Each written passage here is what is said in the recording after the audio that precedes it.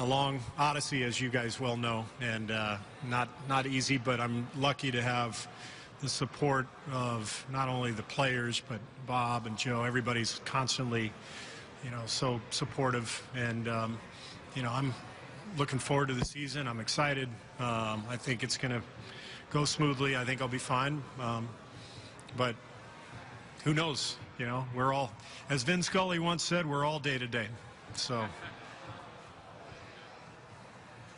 Hi, John Flynn from Metro Newspaper. As a championship team, what's the importance of adding young talent like Patrick McCaw and Jordan Bell to a squad that's in win-now mode?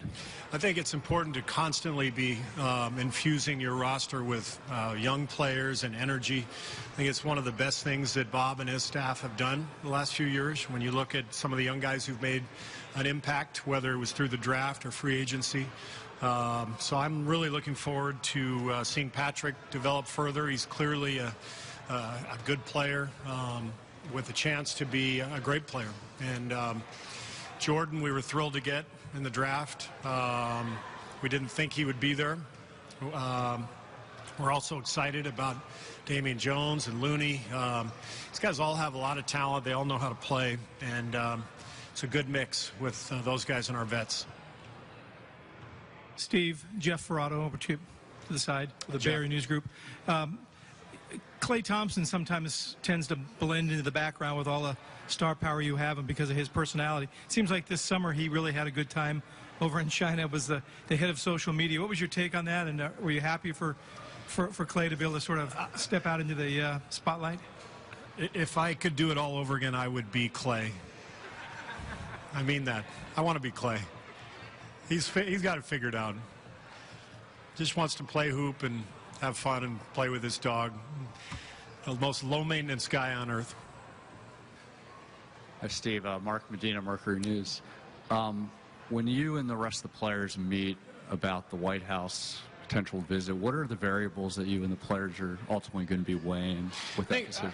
I think the biggest thing is, we haven't had a chance to be together in the summer. Everybody gets scattered, and so it's just important for everybody to express their views, not only players, but coaches and management and ownership, and we haven't had that opportunity. So it's not anything we've really given a ton of thought to, but we will meet over the next couple of days and decide what we want to do. Over here, Danny LaRue, The Athletic. Last year, Ian Clark worked his way into a pretty stable role in that second unit, shooting the ball and handling it when he needed to, but now he's on New Orleans. What are you looking for in that role if you continue it, and kind of who are you looking at to potentially fill it? We want shooting and scoring in that role. We've got a lot of possibilities. Nick Young, we obviously signed to fill in that spot. I think Nick and Patrick McCaw, Sean Livingston, Andre, you're going to see all four of them off the bench. But one of the keys to this season is for our players to accept the fact that not every night is going to be their night. Some nights are going to be better than others. It's one of the hallmarks of our team the last few years that guys sacrifice for the chance to win a championship. And it's a good trade-off, but it's a difficult one, just human nature-wise. Everybody wants to play. But our players understand that. That's part of the deal when they come here, and the payoff is tremendous. But the only way it works is if people not necessarily embrace it, because, like I said, everybody wants to play, but accept it and accept the challenge of, all right, it may not be the easiest thing, but it's definitely the most rewarding thing. Connor, front row. Connor Letourneau, San Francisco Chronicle. Steve, what do you think of how Kevin Durant handled his Twitter incident, and have you gotten the chance to talk to him about that? I talked to KD about it yesterday. And it's not a big deal. It's not anything that we're concerned about. He apologized. I told him a story about something that happened to me in my career that was very embarrassing. The fact is, we live in a fishbowl, and we are all expected to be, in this profession, to be glib and outspoken, and then all of a sudden you can get yourself in trouble unless you just want to completely clam up. It's never been more difficult to be a professional athlete and be in the spotlight than today with social media. And it's tricky. It's a tricky position to be in. But he knows he made a mistake. He was embarrassed about it. As I told him, I've said a lot of things over my life that I've been embarrassed about. It's part of being a human being, but especially when you're in the spotlight day after day. So it's not anything that concerns us. We just move on, and not a big deal. Second row. Katie Baker from The Ringer. You mentioned Nick Young earlier. I'm curious, when you met with him this summer, what was your kind of message to him, or the plan you had in mind with him? And I'm also wondering whether the successful season JaVale McGee had last year is any sort of blueprint for incorporating a player like Nick. So I had lunch with Nick in L.A. Happened to bring Kevin Durant and Draymond Green along, which helped in the sell. Our message to Nick was, you're perfect for us. You can shoot, you're 6'7", you can guard multiple spots. He was much better defensively last year than he's ever been. People may not have recognized it because he was playing on a team that didn't make the playoffs, so people weren't paying too close attention. But he has the potential to fit in beautifully with us, and we have the idea of winning a championship to offer to him. He's been a really good player in his career, but he's played on a lot of bad teams, frankly. And so I think the appeal to Nick was to come play with this group of players. He's a great fit. We got a lot of people, and I explained to Nick that the numbers are probably going to be different, but over the course of the season, between injuries, resting guys, he's going to get his chance to play. And he fits in beautifully with all the playmakers we have. He's one of the best spot-up shooters in the league. He can also create his own shot. So we're really excited to have him, and I think he's going to be in a great spot. Tim and two more. Steve, Tim Calicone, The Athletic. With all the movement that went on with a lot of your rivals and big players, Chris Paul to Houston, Paul George to Oklahoma City, is there any move that you were watching that particularly struck you as interesting? Maybe not as something that's ultimately going to be most challenging, but maybe would be to you guys. Anything that you thought, any chess piece that moved in this situation that you really going, oh, that's interesting? I mean, the Cleveland-Boston trade, you don't see that often. Two big rivals swapping, key players for each other. Obviously, that's the one everyone will keep an eye on, and I think it makes both teams better in some ways.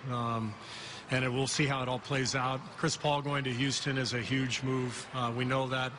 It'll be really interesting to see how that plays out. And I thought Rudy Gay signing with the Spurs was interesting, too, because, the league has gone, obviously, to this mode of versatility and length and, the ability to play multiple positions. And that's the kind of player Rudy is. And I think he gives them a different look. So those are the ones that jump out. And beyond that, I'm mostly worried about our team and concerned with what we're doing, but it's always fun to follow the rest of the league too.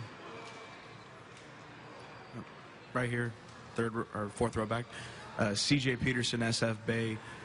Last year's training camp, you guys had about 50% of the roster that was different heading in. This year, what are the benefits of having a very similar roster compared to what you ended the season with? And how do you expect it to be different?